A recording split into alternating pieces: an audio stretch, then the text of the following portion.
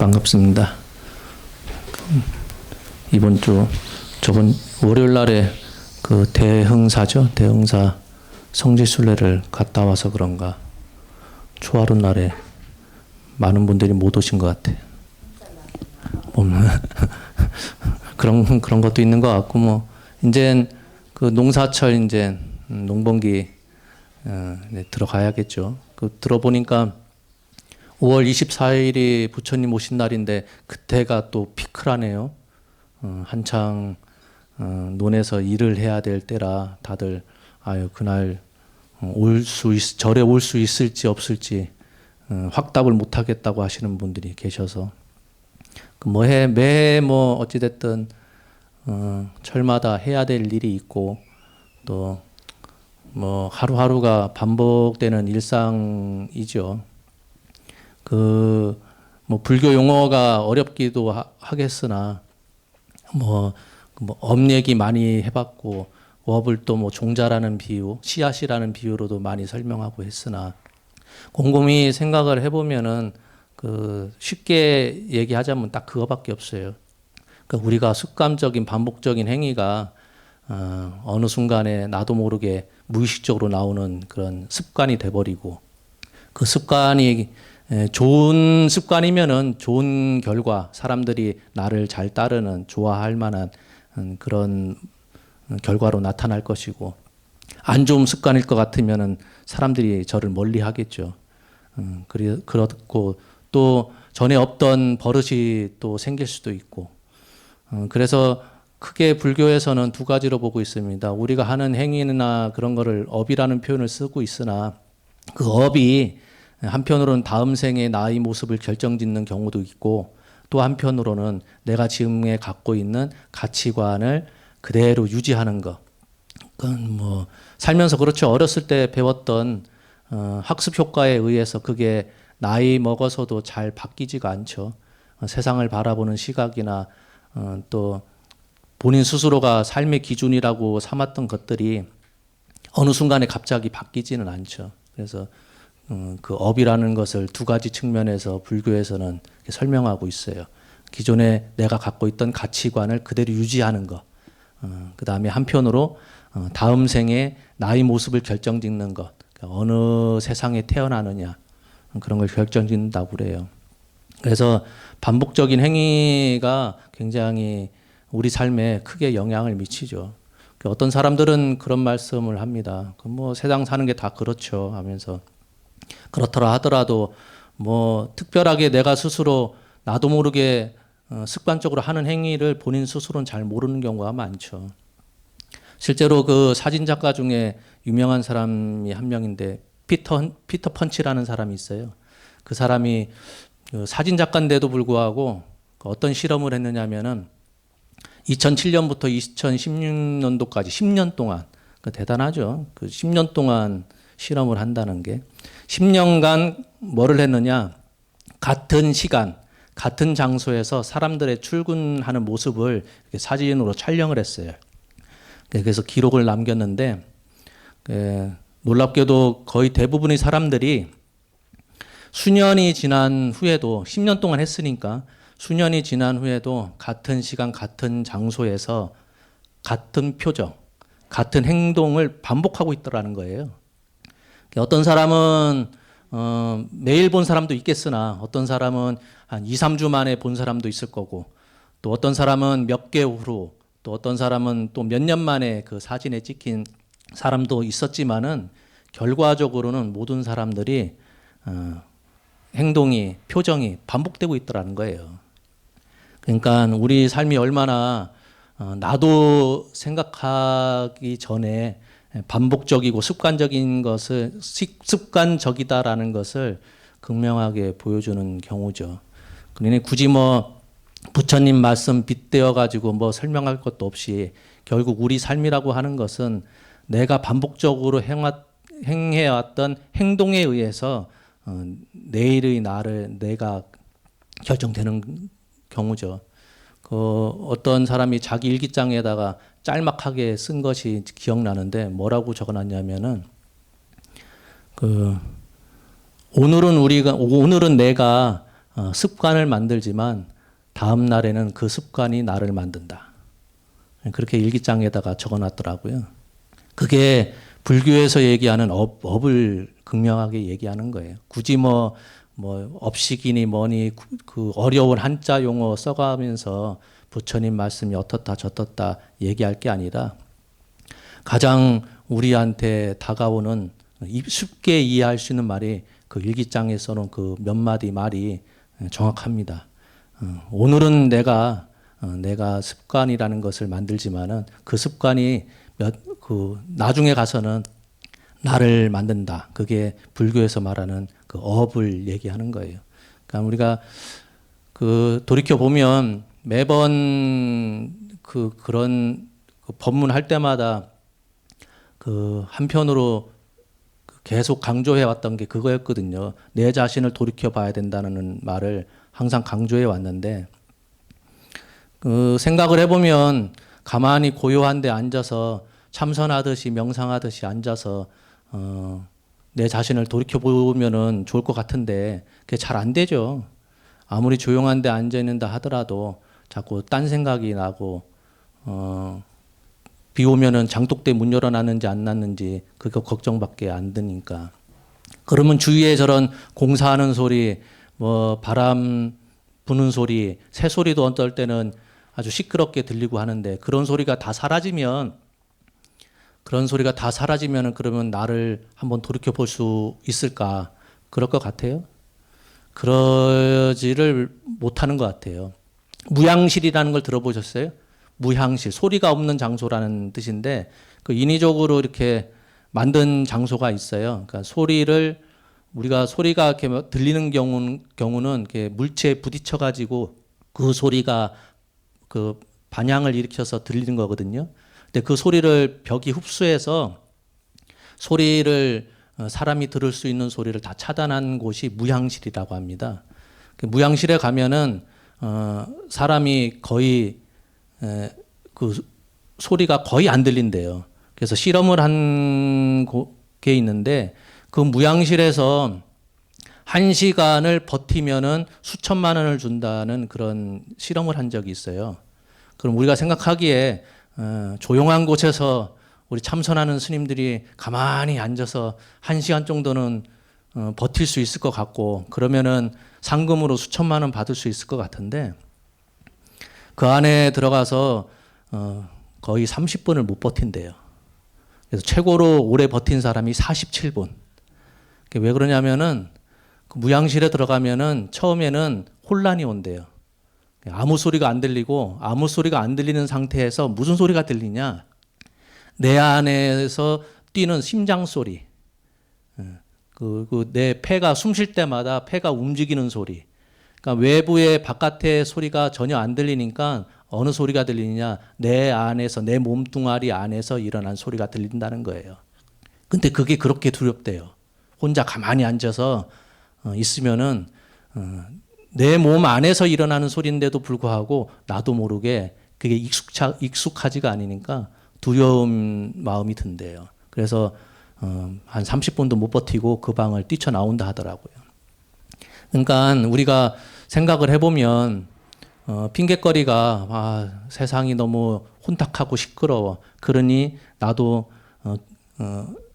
내 기준점을 잘 못 세우고서 이렇게 흔들릴 수밖에 없어. 핑곗거리를 외부에서 찾는데 그런 외부의 그런 혼탁한 것들이 다 사라지면 마음이 편안해질 것 같지만 그렇지가 않다는 거죠. 예. 그 법륜 스님이 어떤 비유를 들다가 누가 그래서 질문이 이제 공이 뭡니까? 라는 질문을 했을 때 그걸 설명하기 위해서 비유를 들다가 그 비유 드는 그 법문을 듣고선 저 법륜 스님 말씀이 참 가슴에 와닿는다라고 느꼈던 게 뭐냐면 우리가 그 경전 화엄경에서도 그런 말을 합니다. 모든 게 내 마음이 만들어내는 것이다. 그러니까 유식이죠. 오직 내 마음뿐. 식만이 존재한다는 거예요. 그러니까 그 학문적으로 접근하면 너무나 어렵고 그 전문으로 배운 사람들조차도 설명을 해보라고 그러면 제대로 설명하기가 힘들거든요. 출가한 스님들한테도 유식이라고 하는데 모든 것이 내 마음이 만들었다고 하는데 그걸 좀 저 국민학생, 초등학생도 알아들을 수 있도록 좀 설명 좀 해주세요. 그러면은 설명할 수 있는 사람이 몇 명이나 있겠습니까? 근데 그 법륜 스님이 비유를 든 게 뭐냐면 그 컵을 하나 놓고선 비유를 했어요. 이 컵이 크냐 작냐라고 했을 때 컵을 크다고 얘기할 때는 뭔가 기준될 만한 것이 있어야 되잖아. 뭐보다 크다. 또 아니면 작다 할 것 같으면 그 컵을 볼 때 아, 참 작은 컵이구나 라고 할 때 작다라는 기준이 있어야 돼요. 다른 것과 좀 비교해서. 그 얘기는 뭐냐? 컵 자체에는 크다 작다라고 하는 성품이 없다는 거예요. 그렇겠죠?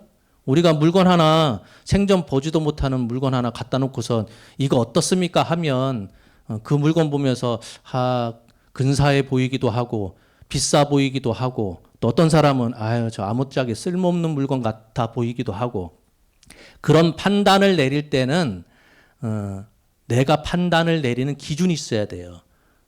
그냥 아무 생각 없이 저 물건은 참 못생겼어. 저 물건은 참 마음에 들어. 그렇게 얘기할 수가 없거든요. 못생겼을 때는 뭐보다는 못생겼어. 내가 갖고 있는 어떤 물건보다는 참 못생기고 아니면 또 잘생기고 근사하고 내가 갖고 있는 어떤 명품 뭐보다는 귀해 보이고 그런 기준이 있어야 되는데 생각을 해보면 그 물건에는 좋다 나쁘다 하는 성품이 없다는 거예요. 그 컵에는 애초에 크다 작다라고 하는 성품이 없다는 거죠. 그럼 누가 그런 판단 내렸냐? 그걸 바라보는 내가 내렸다는 거예요. 내가 왜 그런 판단을 내릴 수 있었느냐? 그동안에 내가 살아오면서 저거보다 큰 물건, 저 컵보다 큰 물건을 하도 많이 봤거든요. 그러니 누가 와가지고 저 컵은 진짜 이 세상에서 가장 큰 컵입니다라고 주장해봐야 소용없어요. 왜냐? 내 머릿속에서는 그 큰 컵보다 더 큰 물건을 수백 개를 찾아낼 수 있으니까. 그래서 그 법륜 스님이 하시는 말씀이 그거예요. 이 세상의 눈앞에 보이는 모든 것들은 그 자체로 더럽다 깨끗하다, 아름답다 추하다, 크다 작다, 쓸모있다 쓸모없다, 가치가 있다. 그런 성품이 아예 없다는 겁니다.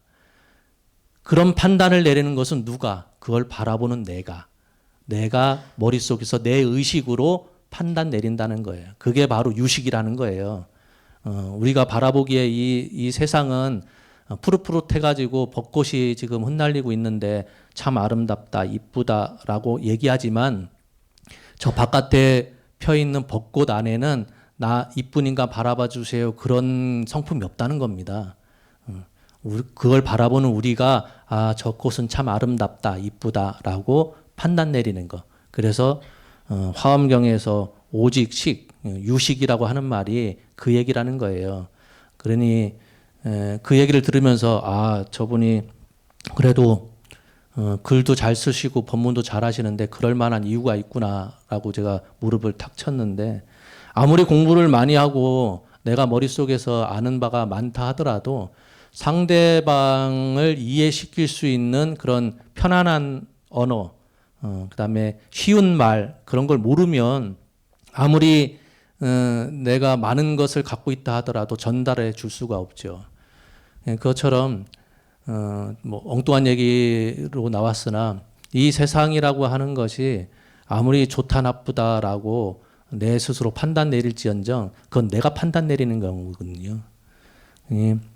똑같은 환경을 보더라도 누구는 아 그래도 괜찮은 곳이야 라고 얘기하겠으나 어느 사람들은 아 너무나 지저분해 이곳은 다시는 올 곳이 못 돼 라고 판단 내릴 수도 있죠. 똑같은 걸 바라보더라도 그러니 세상을 어떻게 바라볼까 하는 기준은 결국 딴 사람한테 맡길 게 아니라 결국 나한테 맡겨야 되는 거죠. 그러니 내가 가장 중요한데 말 그대로 나쁜 거 다 쳐내고 나만 홀로 있으면 모든 것이 다 안정되고 괜찮을 것 같지만 무양실에 들어가면 그렇게 괴로운 것처럼 두려운 것처럼 나 혼자 동떨어져서 외부에 혼잡한 것들 다 제거하면 걱정거리 없어질 것 같지만 그렇지가 않다는 거죠. 그러니 이 세상에 좀 혼탁한 것도 있어야 되고 시끄러운 것도 있어야 되고 못마땅한 것도 내 눈앞에 보여야 저러지 말아야지. 이상한 행동하는 사람들이 있으면 아이고 저 사람들 사람들한테 폐 끼치는데 나는 저런 행동하지 말아야지. 배울 점이 있다는 거죠. 이 세상은 혼자서 살아갈 수 없다는 게 그런 뜻인 것 같아요. 예. 나도 모르게 무의식적으로 하는 모든 것들이, 모든 표정, 모든 행동, 모든 말들이 내일의 나를 만드는 경우죠. 그래서 그 책 중에 오래전에 나온 책 중에 이기적인 유전자라는 책이 있어요. 그 책을 제가 읽어보려고 샀는데 그걸 왜 사봤냐면은 그 내용이 불교에서 말하는 그 업을 얘기하는 거, 그러니까 종자, 다음 생에 나를 결정하는 것은 무엇이냐, 그것을 설명하는 현대적인 뭐라고 해야 되나 그 책이라고 저는 봤거든요. 그 이유가 뭐냐, 그 책이 두꺼워요. 그 겉표지도 시커매가지고. 근데 그 책의 본 내용이 뭐냐면은 한 줄로 정리하자면은 그거예요. 제가 볼 때는 내가 평소에 반복적으로 하는 행위가 좋은 영향을 미칠 것 같으면, 그러니까 좋은 긍정적인 그런 행동일 것 같으면 그것이 나의 유전자를 변화시킨다. 그게 그 책의 본 뜻이에요.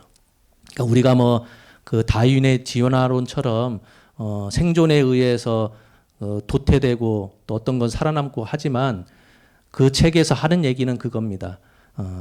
내가 반복적으로 하는 모든 것들이 다 그 분석을 했을 때 긍정적인 면, 그러니까 나쁜 거 말고 부정적인 거 말고 긍정적인 것들이 계속 쌓여 나가면은 결국 DNA 유전자가 바뀐다는 거예요. 그게 이제 불교적인 용어로 조금 바꾸면 내가 평상시에 긍정적인 행동, 말, 생각을 많이 하면 그것이 하나의 반복적인 행위, 습관이 되면 다음 생에 어디에 태어난다? 천상에 태어날 수도 있고, 또 공부 열심히 하신 분들은 지긋지긋한 사바세계를 빨리 벗어나서 다시는 윤회의 그런 고리에 엮이지 않는 그런 삶을 살 때가 오겠죠. 그럼 ung뚱한 얘기하다 여기까지 왔으나 세상사가 하루 눈 뜨면은 다시 잠들 때까지 뭘 했나 싶기도 하겠으나 나도 모르게 내가 하루 동안 해왔던 일들을 돌이켜 보면 의외로 어제도 해왔고 지금도 하고 있고 앞으로도 하고 있을 그런 일들이 많이 있겠죠. 그 와중에 내가 하는 반복적인 행위 중에 안 좋은 것들은 빨리빨리 벗어버리고 좋은 거가 있으면은 남들한테 좀 도움이 되고 나한테 도움이 될 거리가 있을 것 같으면 그걸 잘 키워나가면 어느 때에는 세상이 다 달라 보이겠죠. 오직 식분이라고 했으니까 그 식이라는 게 딴 게 아니라 내가 갖고 있는 나의 의식이니까요. 그러니 내 의식이 세상을 아름답게 보면 그 세상은 아름다운 거예요.